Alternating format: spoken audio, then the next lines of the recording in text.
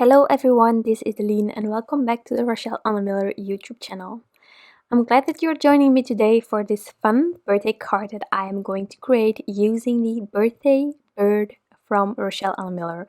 This image is super adorable and you get this happy birthday sentiment along with the digital stamp, which is great.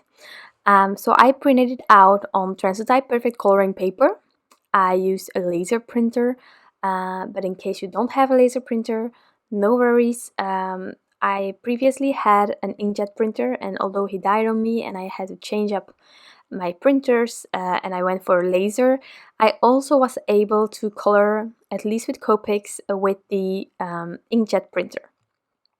And then of course I already asked around, and apparently there are quite a lot of people around amongst you that also have just an inkjet printer and that are also able to color with watercolors. So just test it out. There is a free digital stamp on the Rachelle Anne Miller website with an adorable giraffe. So if you're unsure whether your printer and the paper you tend to use, the mediums that you use, if you're unsure whether that is going to work for you, then just try it out with the free digital stamp on the site.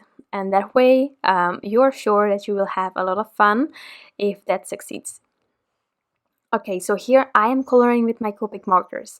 In case you want to check out the combinations that I'm using, whenever I'm here on the Rachelle Anne Miller YouTube channel, I am listing the combinations in the description box. If you want to revisit it later, there is also a blog post where you can find all of the combinations easily over there. So here I started with the mouse. I'm using some warm grays and I'm just working my way from darkest to lightest. With Copics, with alcohol markers in general, there are many ways to color with these markers. There are many possibilities. I tend to go from dark to light, but you can also add first a really soft layer of the lightest tone and then work your way through the combination. Anything goes as long as you are having fun and you like the end result. That's all that matters. Whenever I'm using this paper, and it's truly my favorite paper to do Copic coloring, Translucite Perfect coloring paper, I tend to have to add 2 layers to get that blend that I prefer. Sometimes I need more, sometimes less. It depends a bit on the size of the image that I'm coloring in. But I just keep adding until I'm happy with the darkness, with the blend, anything like that.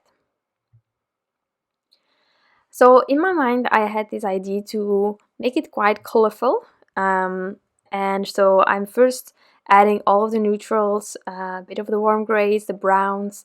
I will have a really bright, festive present, and then the bird will be really bright as well, really fun. I got this pattern paper that I'm going to use today, the Pretty in Plaid from My Favorite Things.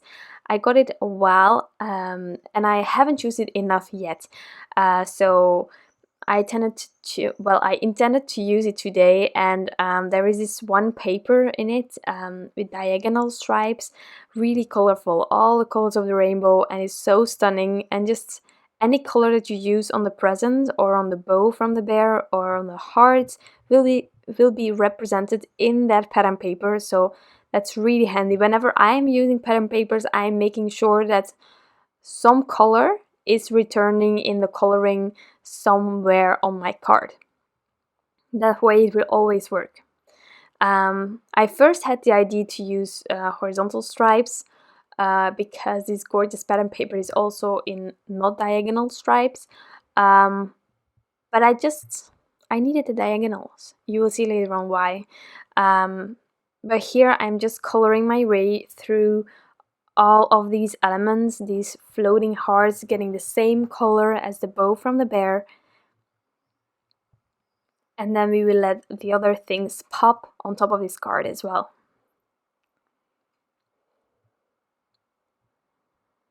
So for the bird, I decided to go with some yellow, reds and yellow, so it's going to be a really bright, festive bird.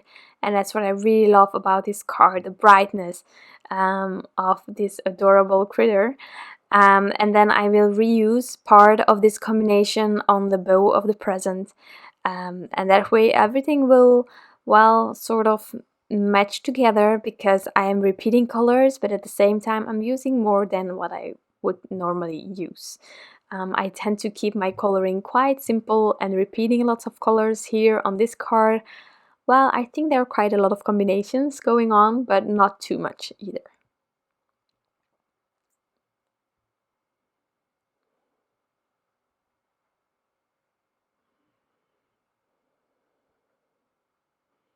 So I'm just working my way from darkest to lightest, and whenever I find a certain area to be too light after my first layer, I know that for my second layer I can go a bit further in with that darker color that I used first. That's how I tend to color. If you go too far with your darkest color, it's really hard to get rid of too much color. So therefore I tend to go really soft and then just enlarge that area if I can, if I find that necessary.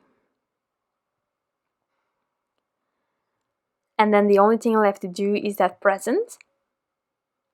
So therefore I'm going to use some teals and yellows, because teals and yellows go so well together, it's just crazy.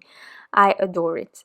Every time that I'm doubting and I have one of the two colors, I know that whenever I have teal, I can use yellow, and vice versa as well. So that's what I really, really like. I also love using teals on the Rachelle Anne Miller images. I don't know why. Maybe it's also because she uses those colors more in her coloring, and she has some incredible combos. Also, I don't know if you saw it, but Rachelle Anne Miller was here on the YouTube channel as well, showcasing a little bit of digital coloring as well as some tips and tricks. I recently bought an iPad and I have Procreate on it. I love the idea of digital coloring. I love her style.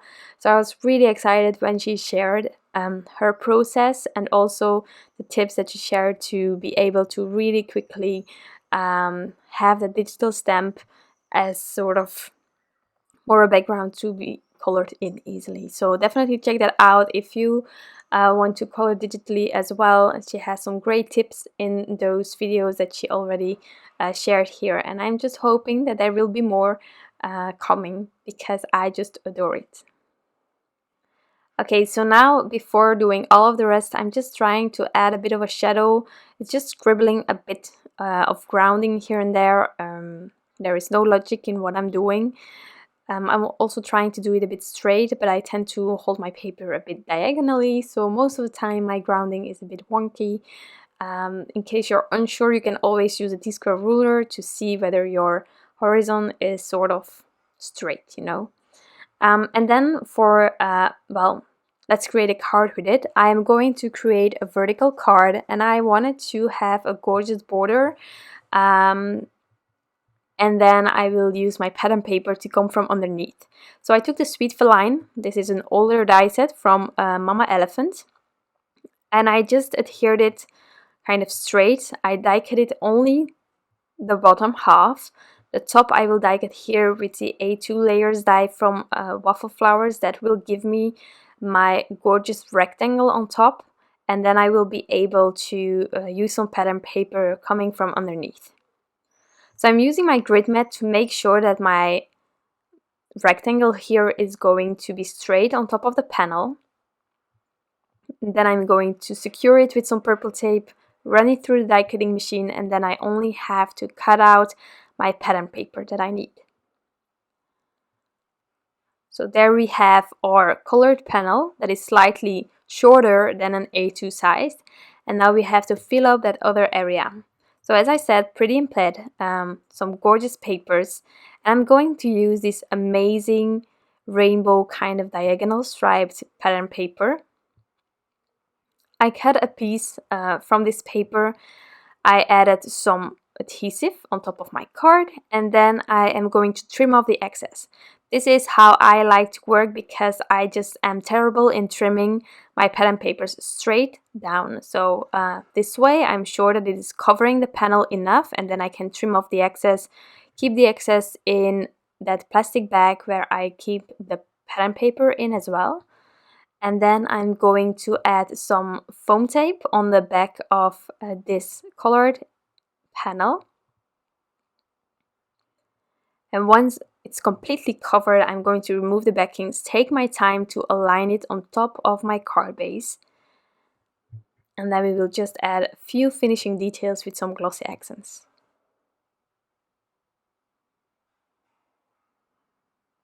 So I just run out of my foam tape, which is amazing because nothing is nicer than just being able to use a new tape roll.